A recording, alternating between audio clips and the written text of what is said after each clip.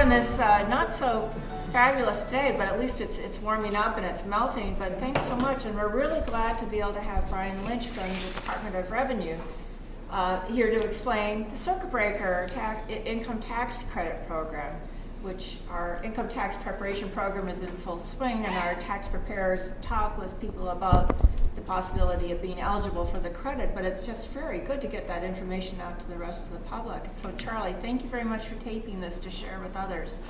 And Charlie also will share it with some of the audience in Groveland. But very appreciative of Senator Tarr's office for facilitating all of this and your regional tour. Yes. Thank you very much. And I do have coffee. I've got decaf on in the kitchen too that I can bring out, and water and cookies. Thank you. Okay, so perfect. I'll slide over and we'll. Okay, thanks. Okay. Thank you, Colleen, for hosting today, and thank you to Senator Tarr's office for inviting me to come out. And thanks for you folks for coming out as well. So today we're going to talk about the Senior Circuit Breaker Tax Credit. Kind of a funny name. People say circuit breaker. What's that all about? I didn't develop the concept, but the person that did used the analogy that when an electrical outlet is burdened or overwhelmed, that the circuit breaker is tripped or activated to provide some relief for the burned outlet. So they use that with real estate tax, kind of a stretch if you ask me. I wish we could just call it the Senior Real Estate Tax Credit. People would know what we're talking about, right? But the credit is in place through the Commonwealth of Mass. For seniors, you need to be 65 or older is the first criteria. If you file jointly with your spouse, as long as one spouse is 65 by December 31st, then if the numbers work, you're still in the running. So it's really designed, generally people 65 or older are generally on a fixed income, yet we might realize that our real estate tax seems to go up every year. So sometimes it gets to be a little bit difficult for folks on a fixed income, but with the rising real estate tax. So this credit is in place to try to offset and to try to help that out, okay? So there are a few income limitations that we need to talk about. So for 2018, if we just look at my handout in the right-hand column, if you're single, your total income cannot exceed $58,000 for 2018. If you're married filing jointly with your spouse, your total income cannot exceed $88,000. Some folks file as head of household because they have a dependent person living with them where they're providing more than 50% of their financial support. And that qualifying income would have to be less than $73,000 for 2018. The other thing we need to think about is the assessed value of our home in Massachusetts, our principal residence. It would have to be less than $778,000 for 2018. So the legislature allocates the funds for this credit every year. And you can see that it's on my handout that we've got not only the current year 2018, but we also have the prior 3 years as well. This credit has been in place for over 10 years. The state is generous to a point, but it's true of a federal credit or a federal refund. Same with the Commonwealth of Mass. If you're able to go back the prior 3 years, but that's as far back as they'll go.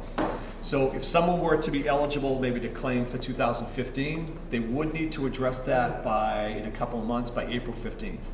It's always the due date of the return plus 3 years. So if you know anybody that might be eligible for 15, they need to take care of that in a couple of months.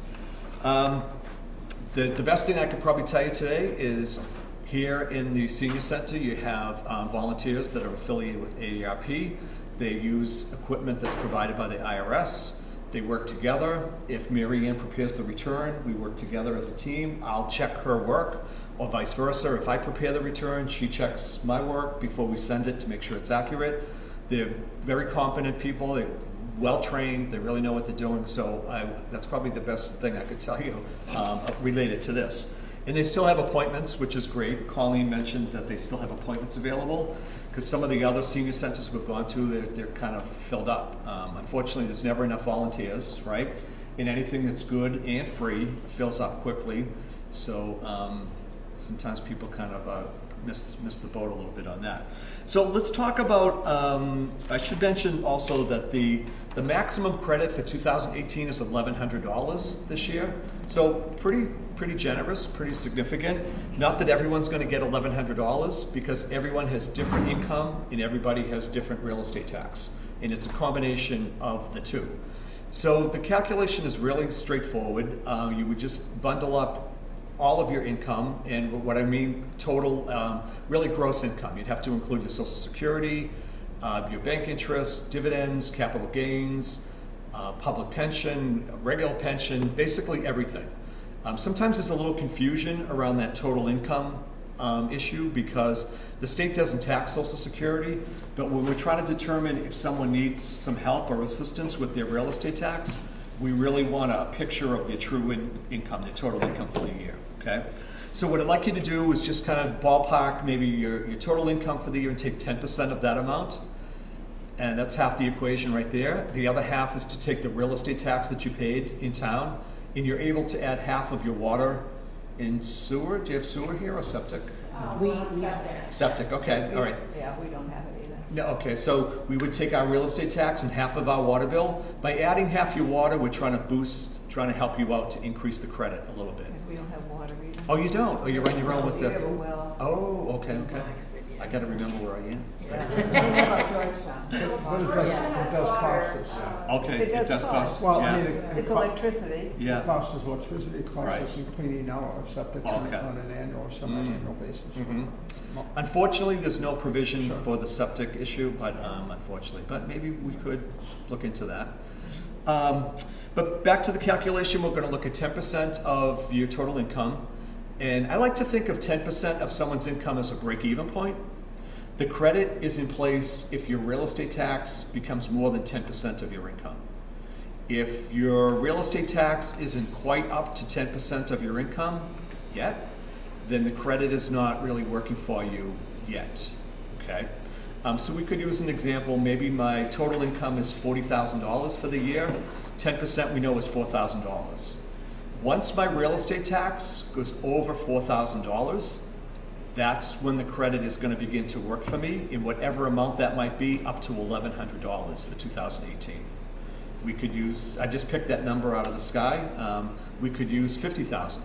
If my total income's 50,000, we know 10% is 5,000. My real estate tax would have to go over 10%, or in this example, $5,000, right? So that's really the crux of the whole thing. It really comes down to 10% of your income. And once your real estate tax exceeds 10% of your income, that's when the credit's going to help you out. In whatever amount that might be, up to $1,100 is the credit for 2018. Okay? Renters can qualify as well. So people paying rent. In past years, it seems like it used to be harder for the renter to qualify, but now that the rents are getting very expensive for people, people that rent seem to be a little bit more eligible than they have been in the past. The income measure is the same. We're going to look at 10% of their income, and we're going to compare that to 25% of the rent that they pay. If 25% of someone's rent is greater than 10% of their income, up to $1,100, that would be the credit that they're eligible for. The only stipulation there is that if there's any type of subsidy with the rental, any federal or state or like Section 8 or anything to that effect, then they wouldn't be eligible for the credit because it's felt that they're already kind of getting a reduced rent and a benefit that way. So, you know, tax people, we have a form for everything, at least one form, and we do have a form for circuit breaker. So we have a schedule called Schedule CB. If you come in from the back of the book, I think if we go to maybe like page 3 in the back of the book, tax book, you'll come across Schedule CB. I won't bore you with each line item on the schedule, but just to bring to your attention that this is where you're going to do the calculation. This is where you plug in your numbers to determine how much of a credit, how much of a credit you would be eligible, your particular credit. So here's where we're going to be asking you to add back your Social Security, record your real estate tax, take 10% of your income, compare the two amounts. And whatever credit, whatever the bottom line for septic credit, if you get it, you're going to carry that over to the regular tax return that you filed for years. So Massachusetts, we have the Form 1. It's the state equivalent of the 1040 on the federal. With any tax credit, if you're eligible for the credit, we always take the credit and apply it towards our tax liability that we would have based on our income. Most tax credits, if you're able to wipe out your tax liability altogether, once you bring your tax liability to zero, that's as good as it gets. Circuit breaker goes a step further, that if you have excess credit remaining, you're gonna get that amount refunded from the state. We'll send you a refund check, we'll put the money in your bank account, whatever you'd like to do. Sometimes we come to a talk like this and people say like, well, this really doesn't apply to me because I don't have a need to file a state tax return. They're living on Social Security, which the state doesn't tax, or perhaps they have a public pension, they're a retired school teacher from in town or a retired police officer. Those public contributory pensions are not taxed by the state. So sometimes people don't have a need to file, they don't have a state tax liability, but that doesn't mean that they're not eligible for the credit. So I always tell them, don't discount yourself, don't count yourself out. You're still eligible if the numbers work. Whatever the amount of credit you could get refunded, again, up to $1,100 for 2018. So it's pretty straightforward, it's not complicated. Again, I would keep in mind the free tax assistance you have here, and it's awesome that they still have appointments available. What questions might you have about the credit? Yes? I was just thinking, I have never heard of this before. Yes. So could I do all 4 this year? You could, okay. So the question we had was, just learning about the credit today, didn't realize that I could be eligible for the prior few years as well. If you were 65 in the prior, by December 31st in the prior couple of years, if the numbers work for you, you are still eligible to claim the credit. You'd have to, initially you'd file the tax return. The only way to get the refund or the credit is to file the return. If you had filed the return, but you overlooked, or you weren't aware of the credit, you didn't take advantage of that, you can amend or make a correction to the return that you filed for the prior year. You would have to get a hold of the tax return for the prior year in the schedule, because so just like the numbers change a little bit over the years, the forms change a little bit as well. So you'd have to get the specific form for 2015, 16, and 17.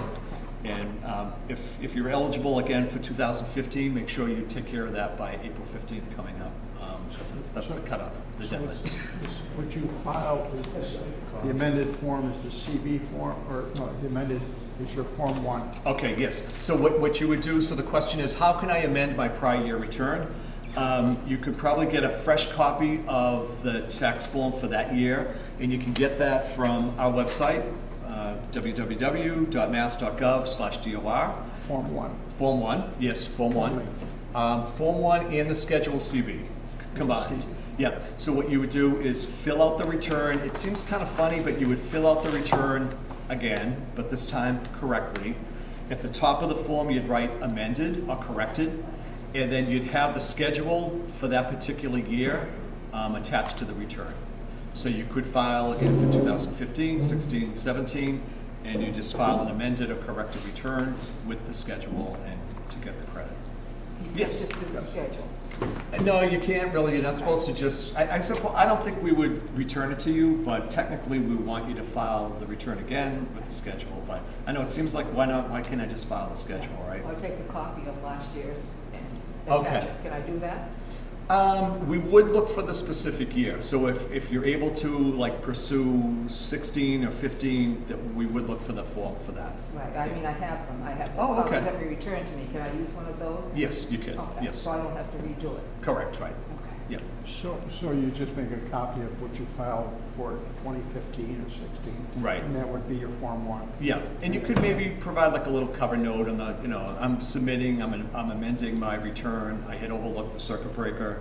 Okay. Please refund my $650 or maybe my $1,000, Okay, so which would be nice. and that refund, it's not indicated on Form 1. It's just a little note that you put in there. So you don't have to change anything on your Form 1 that you filed, say, 2015. You just copy it. What I would do is I would maybe make a copy of what I had filed before. Yeah, On my amended return, on the line for circuit breaker tax credit, correct. that's when I'd enter the amount. Enter that in on Form 1. Right. And I would include the Schedule CB for that year that shows the calculation and how you got it. So then I'd have to change the bottom line. Yeah, you could alter it a little bit. Okay, so Yeah, I could change it right on that. that would be fine, sure. The other question I have is, I called up about this and I said, well, what do you determine as income? And they said, well, look on your Form 1, line 10, Mhm. that is the amount. So for instance, if line 10 on Form 1 Mhm. was below 88,000 Right. for 2018, Right. then you'd qualify. Well, no. So unfortunately, on the Form 1, line 10 is income that's taxed by Massachusetts. Correct. But you'll notice that on the Form 1, there's no place to include, in lines 1 through 10, there's no place to put Social Security. Or again, a public pension. So when you, unfortunately, I think you got the wrong answer. You wouldn't take, it's not based on line 10 of the Form 1. Because when you look at the schedule, CB, we start off with what do you have on line 10 from the Form 1, and then please add back your Social Security, or add back other items that weren't taxable by the state when you filed on Form 1. So add back in your Social Security and your, like if you get a state pension. Correct. And a state pension. Yes, exactly. Or city or town, local, state, Okay. yeah. So you add those back in. And how about if you get a VA disability? Yes. That So gets back, it add is. it back Yeah, in too? yeah, yeah. So everything, really, we're looking at your gross income. And the idea again is to help folks that are over 65, that when their real estate tax becomes more than 10% of their total income, that's been the determination. So yeah, everything is added back in. How about a dividend? Dividend as well, yes. Capital gains, dividends. We don't tax the interest on treasury bills or notes, but that's included as well, so, And how about a distribution, yes, even though that's still, yeah, yeah. because it's really not income, it's already done in your IRA. Yeah, so, but if you take a distribution during the year, then we look at it like as money that you kind of put in your pocket, Okay. right? So it's kind of really a simplified example, but I like to think of during the year, anything that I put in as income in this side, and anything that I took out for real estate tax on the other side. Okay. That's really kind of what it comes down to, right? But the nice thing about this circuit breaker is we're not looking at assets, where sometimes on a local level, if folks apply like a town hall with the assessor, they will ask you what you have for assets.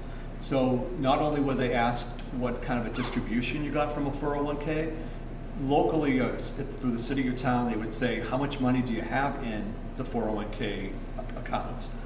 Same thing with like the savings. We're interested in the interest that's earned, that's the income on the money, but we're not asking you for circuit breaker what the amount that you do have in that savings account. We're not asking about that, or the value of your stock or anything to that effect. But that's a good question, and it's very common, it comes up a lot.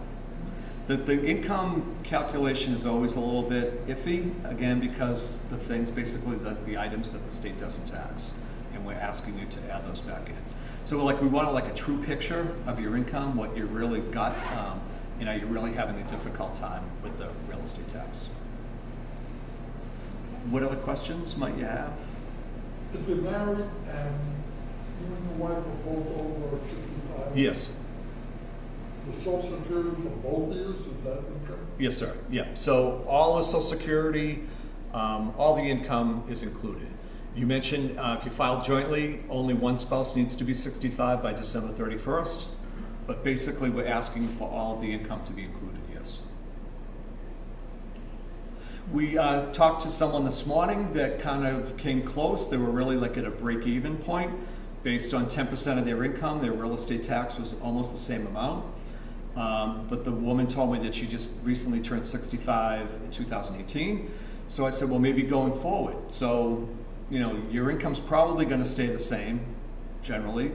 But now if your real estate tax increases over the next few years, now that you're aware of it, maybe you'll be able to get it for 2019, for 2020, going forward. So she was happy that she kind of learned more about it today. So although it didn't work for her for 2018, I think in the next few years it will help her out. I think it's a pretty high threshold to make. If you got two people living on Social Security, and you look at your taxes that you're paying, Mm-hmm. it's pretty high. It is. I agree. I'm working full time, in my where it's part-time. And just to share like my own story, I still have a mortgage, and so it's kind of almost like indirect because my mortgage, my monthly payment, the bank sends the money to the town for my real estate tax, so I don't really think about it that often. I know my real estate tax has gone up recently. We have new schools, we have a new fire station, we have, which has got to be done.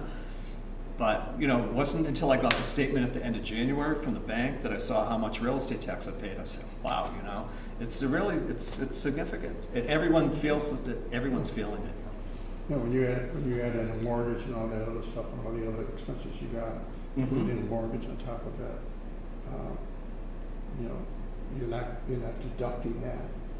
So, in a sense, that's kind of a high mark to make. Yeah. I know that in other states they provide a more lucrative, You can reduce credit. your, Credit, yeah, you could reduce your income maybe a little bit to help increase the credit. Yeah. Well, the nice thing though too is that it certainly offers people that are sort of in the middle some more flexibility.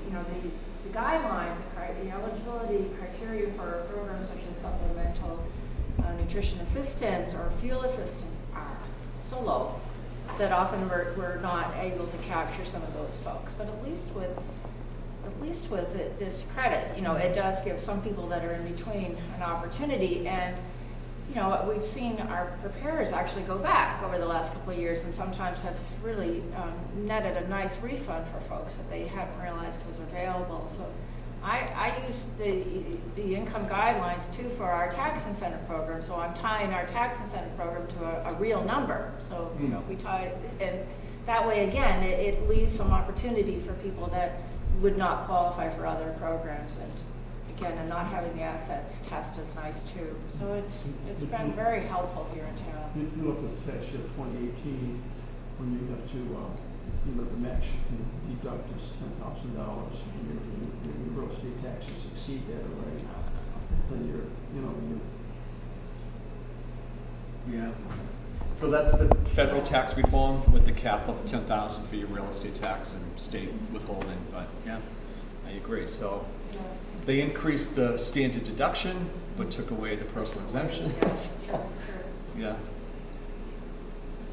Yeah, it's never pleasant. Other questions? All right, I want to thank you for your attention. Thanks for coming out. I hope it is helpful. I hope you are able to benefit. I think one of our income tax preparers is going to be in to see you after she Okay. finishes. She said she's just finishing up. Okay, excellent. Oh yeah, we'll be here. And if people want to talk to me one-on-one, I'm happy to do that too. I'm not going to dash Thank you off. so much for taking the time. And Thank you. Oh, Mary Ann and Dick for organizing this. That's terrific. Information on how, The website. To contact us? Yes. Okay, yeah. So if people have questions, they can call us at 1-800-392-6089. Also on our website, www.mass.gov/DOR. There's further information about the circuit breaker credit. In the search field on the website, you could just type in circuit breaker. We have a little video that basically talks about the same thing that I just went through. So I think that people would find that helpful. Thank you very much. Thank you.